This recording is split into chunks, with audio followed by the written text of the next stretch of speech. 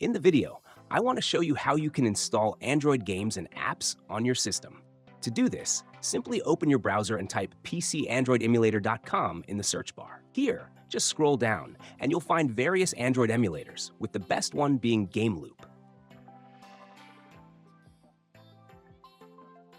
Depending on your system type, you can download it here. To download, just click on the Download button. To run it, simply click on the program, and from this section, we can choose the drive where we want the program to be installed.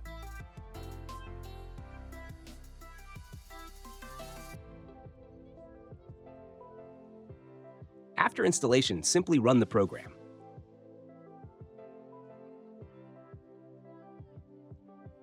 And from this section, you can install any game or app you want.